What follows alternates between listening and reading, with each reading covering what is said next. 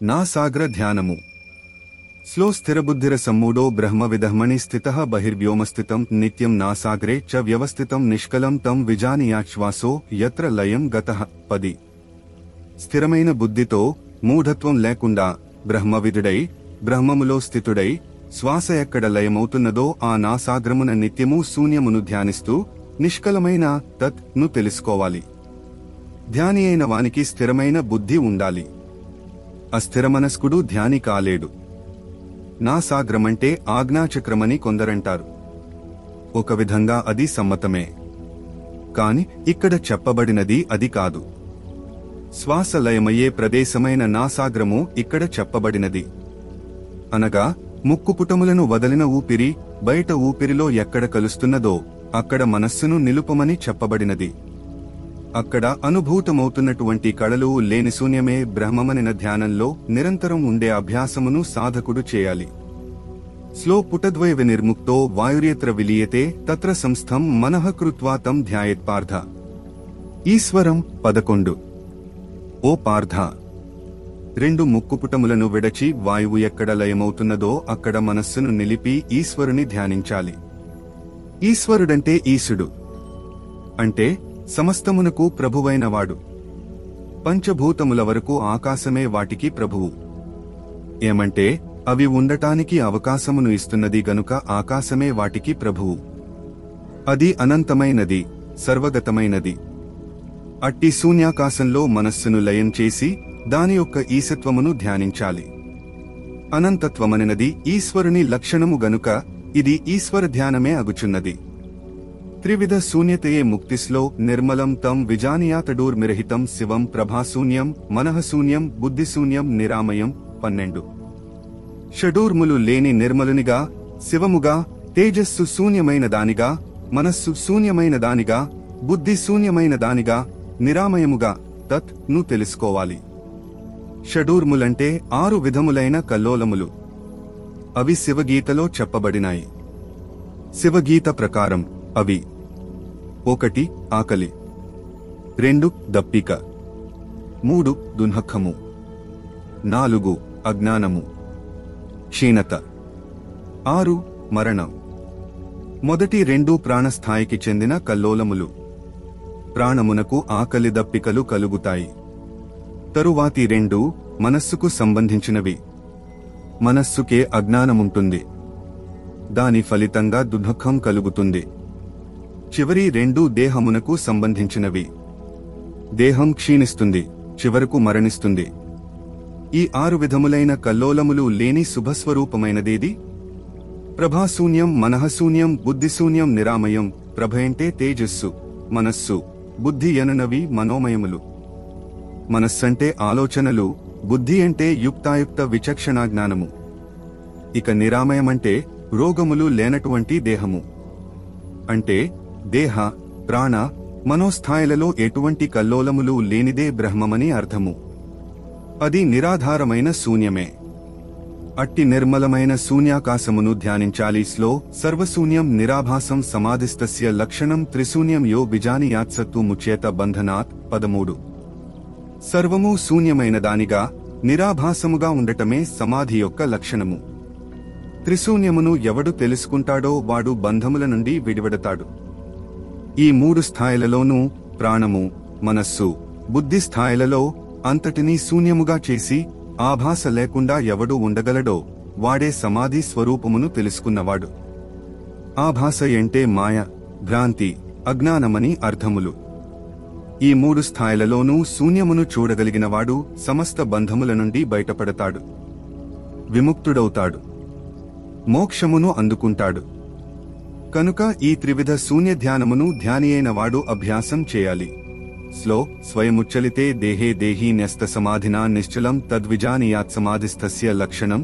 14. సమాధి నుండి వెలువడిన తరువాత దేహము కదులుతున్నప్పటికీ దేహి అయిన ఆత్మ మాత్రం నిశ్చలమని గ్రహించడమే సమాధి యొక్క లక్షణము. ఏ సమాధి అయినా తాత్కాలికమే. కొంతసేపు సమాధిలో ఉన్న తరువాత బయటకు రాక తప్పదు. కాని ఆ విధముగా బయటకు వచ్చిన తరువాత కూడా దేహం మాత్రమే కదులుతున్నదని, దేహంలో ఉన్న నేను అనబడే ఆత్మయైన తాను మాత్రం కదలడం లేదని నిశ్చల స్థితిలో ఉన్నానని అనుభవపూర్వకంగా గ్రహించడమే సమాధిని పొందినవాని లక్షణమై ఉంటుంది. జాగ్రత్తావస్థలో ఉన్నప్పుడు కూడా యోగి అయిన వానికి తన ఆత్మానుభూతి నిలకడగా నిలచియుంటుంది. ఇట్టి స్థితినే సహజ సమాధి అని అంటారు. తాత్కాలికములైన సమాధి స్థితులన్నీ చివరకు సహజ సమాధిగా మారవలసి ఉంటుంది.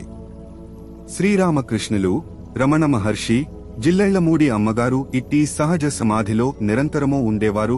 నాదబిందుకళాతీతము స్లో అమాత్రం శబ్దరహితం స్వరవ్యంజనవర్జితం బిందునాద కళాతీతం యస్తం వేద సవేదవిత్. 15 మాత్రలు లేనిది, శబ్దరహితమైనది, స్వరములు వ్యంజనములు లేనిది, బిందువు, నాదము, కళలకు అతీతమైనది ఏదైతే ఉన్నదో దానిని తెలుసుకున్నవాడు వేదవిదుడు. అమాత్రం, మాత్రలంటే భాగములు. ఓంకార ప్రణవనాదము అకార, ఉకార, మకారములతో కూడి ఉంటుంది. ఈ 3 మాత్రలకు అతీతమైనది తురీయము. అక్కడ ఓంకార శబ్దము నిశ్శబ్దములో లయిస్తున్నది కనుక అది శబ్దరహితము. శబ్దరహితం స్వరములు, అచ్చులు, వ్యంజనములు, హల్లులు అనేవి అక్షర శబ్దములు. భావ వ్యక్తీకరణకు అవి సహాయపడుతాయి. స్వర వ్యంజన వర్జితం అంటే భాషకు, భావమునకు, శబ్దమునకు అతీతమైనదనర్థము. వాక్కుకు, మనస్సుకు అతీతమైనదే బ్రహ్మము.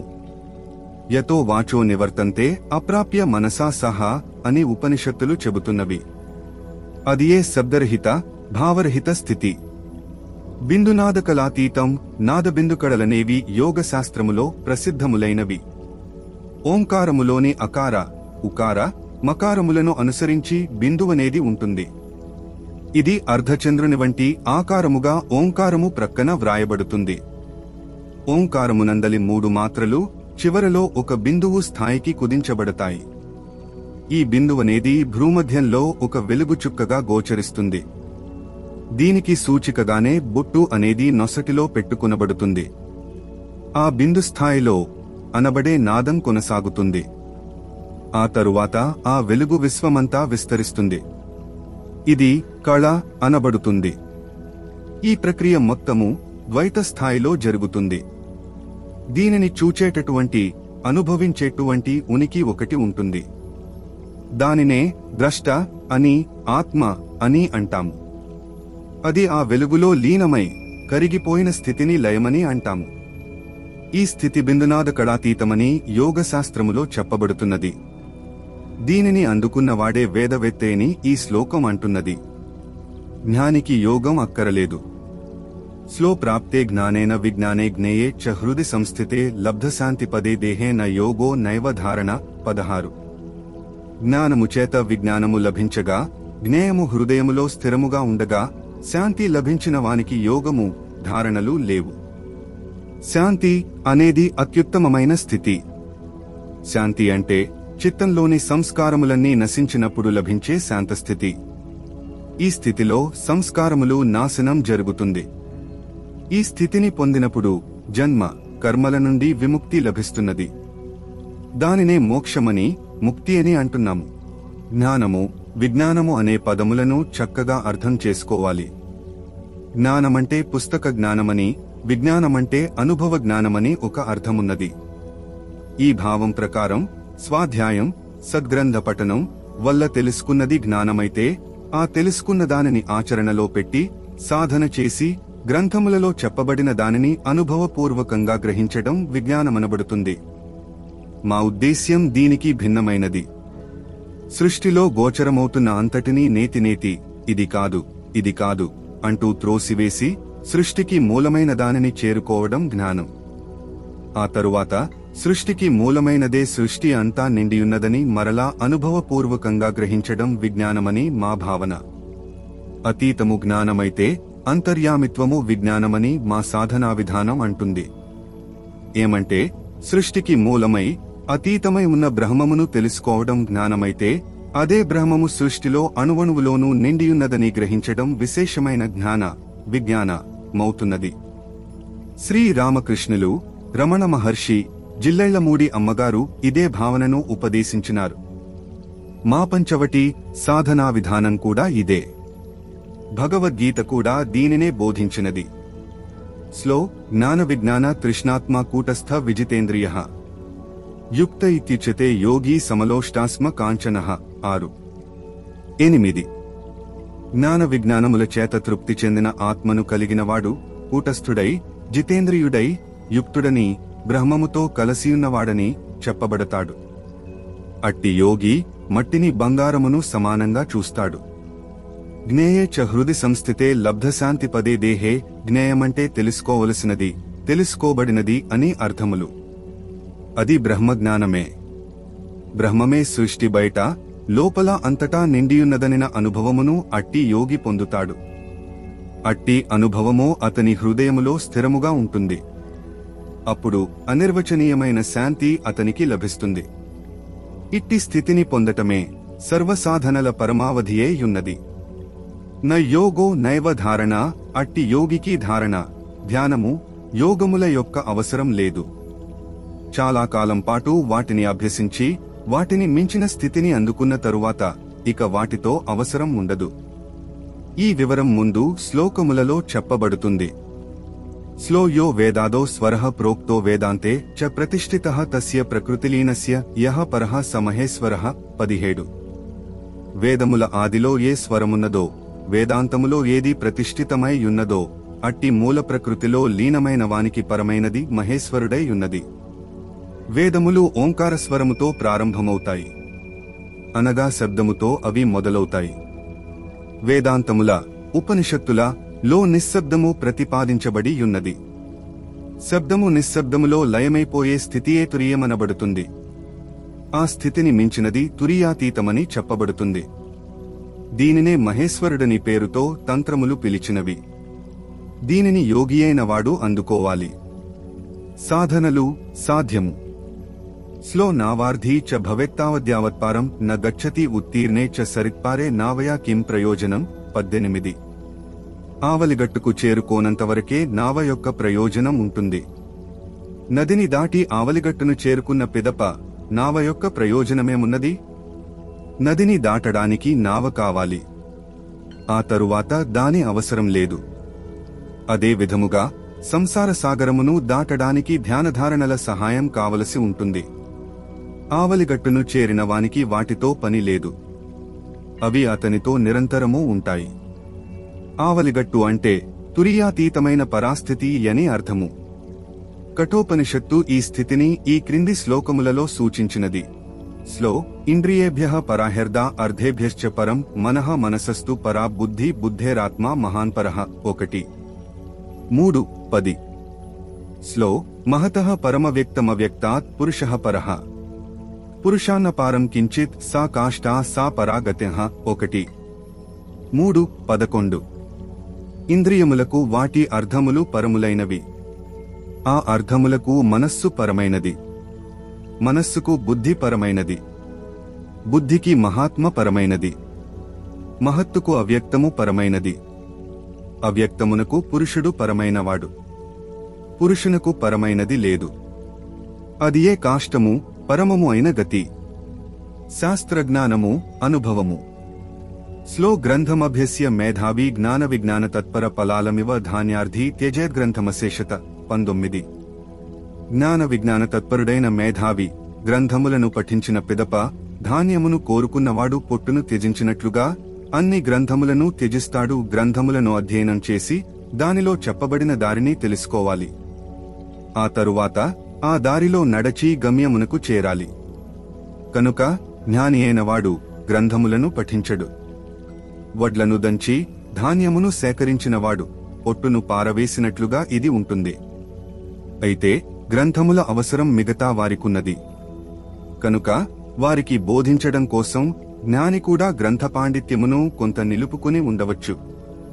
ధాన్యమును సేకరించినవాడు పొట్టును కూడా దాచి ఉంచుకోవచ్చు. ఏమంటే అది పొయ్యిలోకి పనికి వస్తుంది కదా, దానిని మండించి వంట చేసి ఇతరులకు వడ్డించవచ్చు. శ్రీరామకృష్ణుల వారు దీనినే ఇంకొక ఉదాహరణ ద్వారా చెప్పినారు. బావిని త్రవ్విన తరువాత పాడ, గుణపము మొదలైన వాటితో పనిలేదు.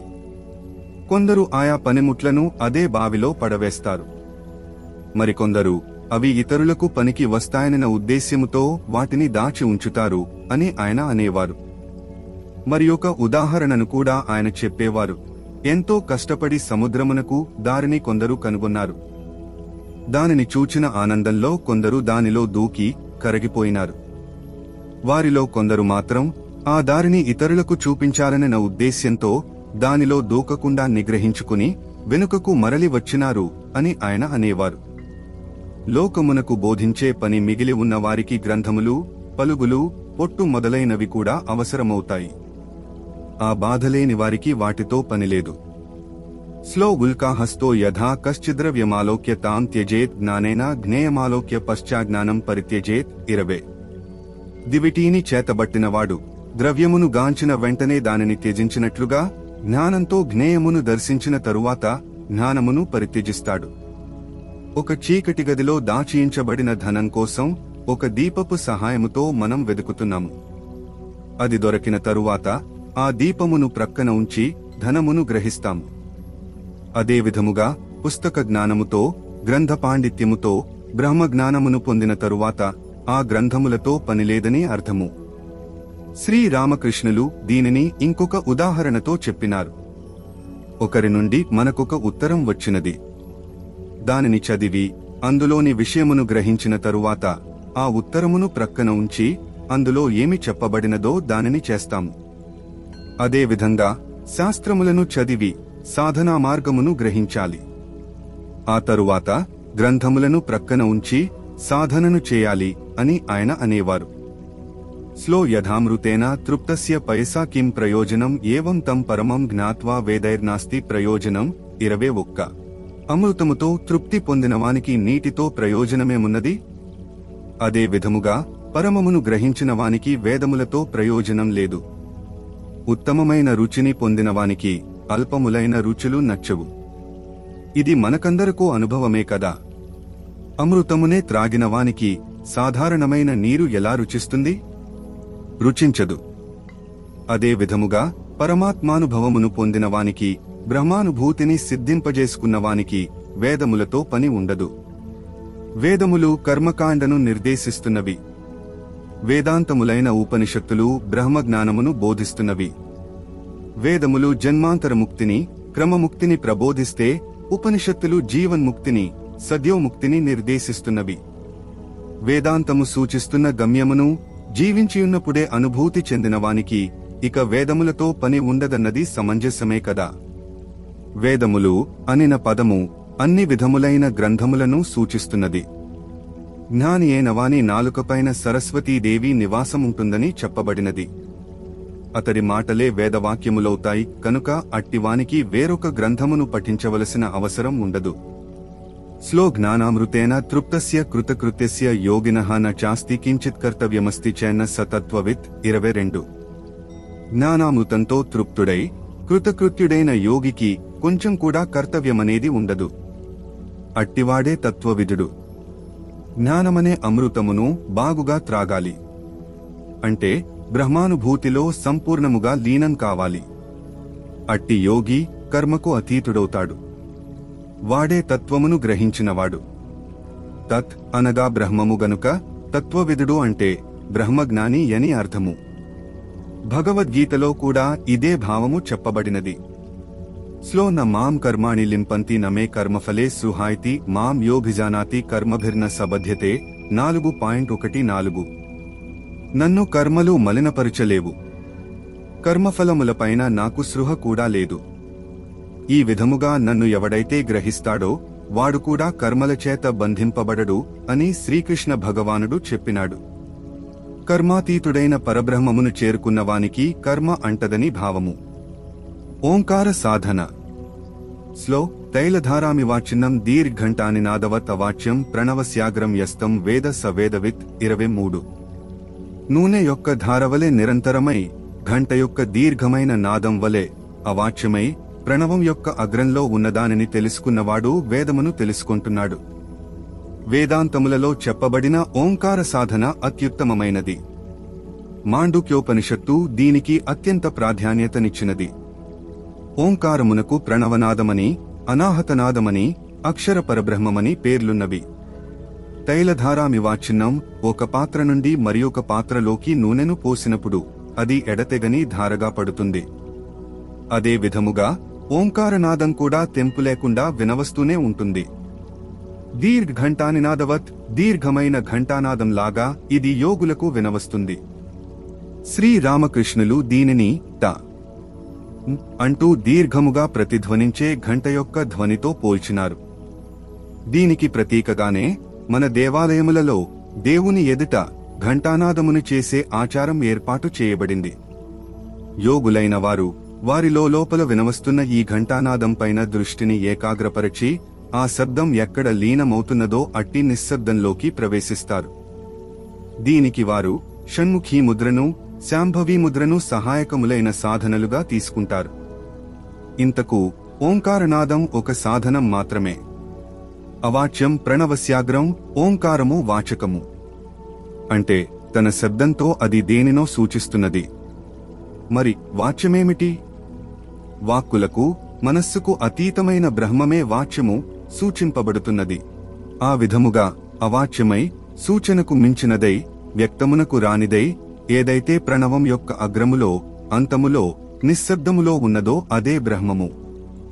యస్తం వేద స వేదవిత్, దానిని గ్రహించినవాడు, దానిపైన మనస్సును నిలిపి దానిలో కరగిపోయినవాడే వేదవిదుడని, వేదమును గ్రహించినవాడని ఈ శ్లోకం అంటున్నది. దీనికి మార్గమేమిటి?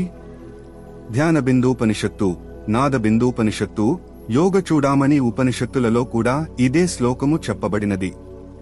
స్లో ఆత్మానమరణిం కృత్వా ప్రణవం చోత్తరారణిం ధ్యాన నిర్మధనాభ్యాసాదేవం పశ్యేన్నిగూఢవత్ 24.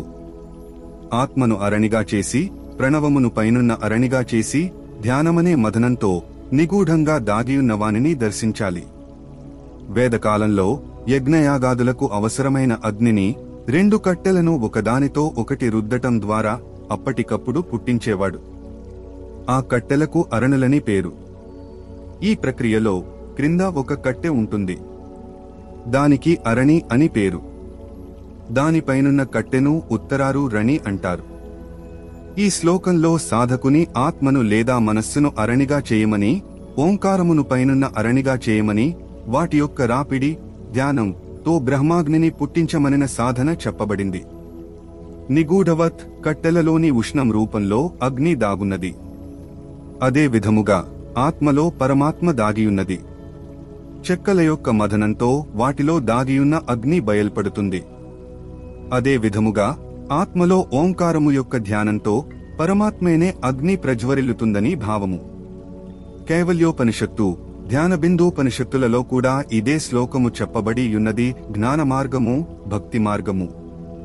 స్లో తాదృశం పరమం రూపం స్మరేత్ పార్థ హ్యనన్యధీన్హ విధూమాగ్నినిభం దేవం పశ్యేదత్యంత నిర్మలం 25.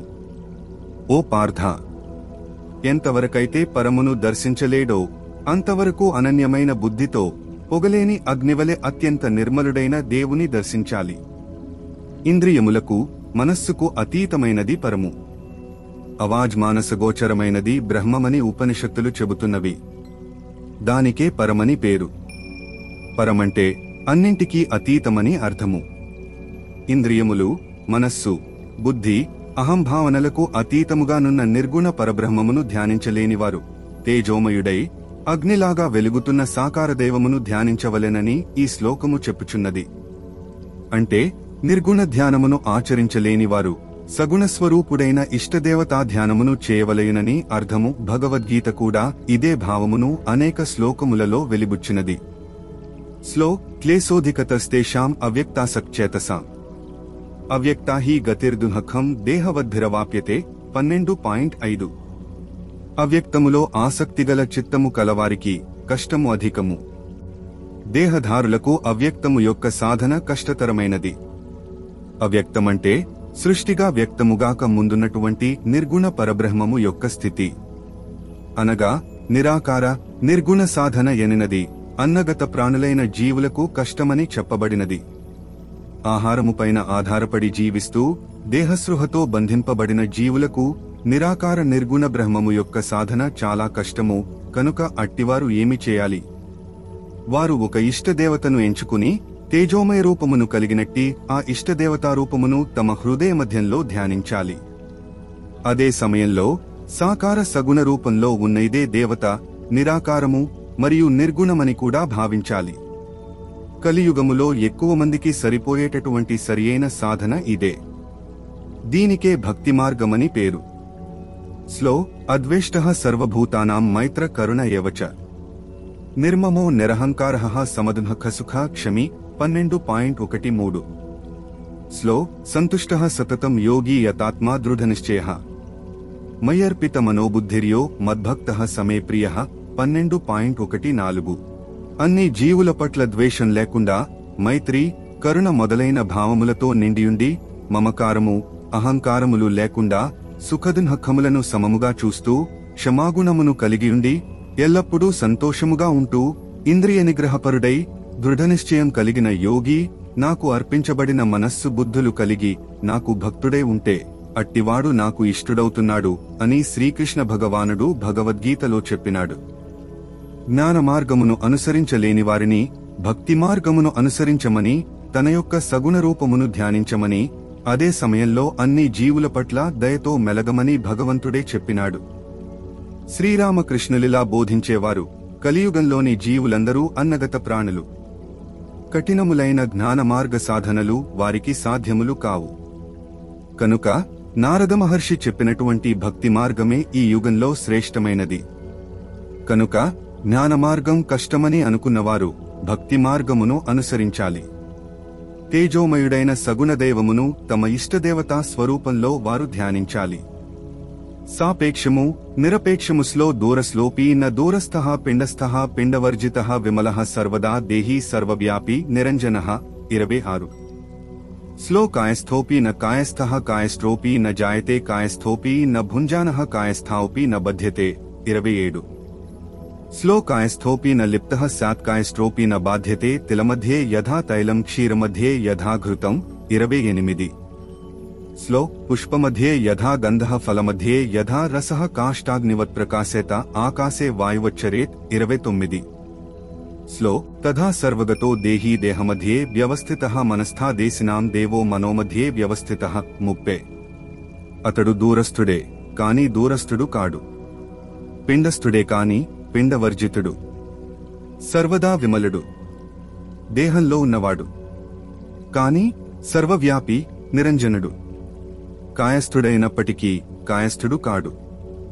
కాయమంటే దేహము, కాయస్థుడంటే దేహంలో ఉన్నవాడని అర్థము. ఆత్మయనునది దేహంలో ఉన్నప్పటికీ దేహమునకు అతీతమని భావము. కాయస్థుడైనప్పటికీ జన్మలేనివాడు, కాయస్థుడైనప్పటికీ దేనిని తినడు, కాయస్థుడైనప్పటికీ బంధింపబడడు, కాయస్థుడైనప్పటికీ మలినుడు కాడు, కాయస్థుడైనప్పటికీ బాధింపబడడు. నువ్వుల మధ్యలో ఏ విధముగా తైలం ఉన్నదో, పాలలో ఏ విధముగా నెయ్యి ఉన్నదో, పుష్పములో ఏ విధముగా సువాసన ఉన్నదో, ఫలములో ఏ విధముగా రసం ఉన్నదో, అదే విధముగా కట్టెలో అగ్నిలాగా, ఆకాశంలో వాయువులాగా దేహమధ్యంలో ఉన్న ఆత్మ సర్వగతుడై ఉన్నాడు. మనస్సు మధ్యలో ఈ దేవుడు ఉంటూ మనోదేశంలో సంచరిస్తున్నాడు.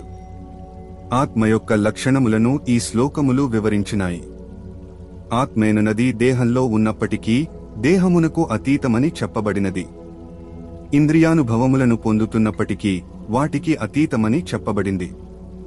ఉండి లేనట్లుగా అది దేహంలో ఉంటుంది.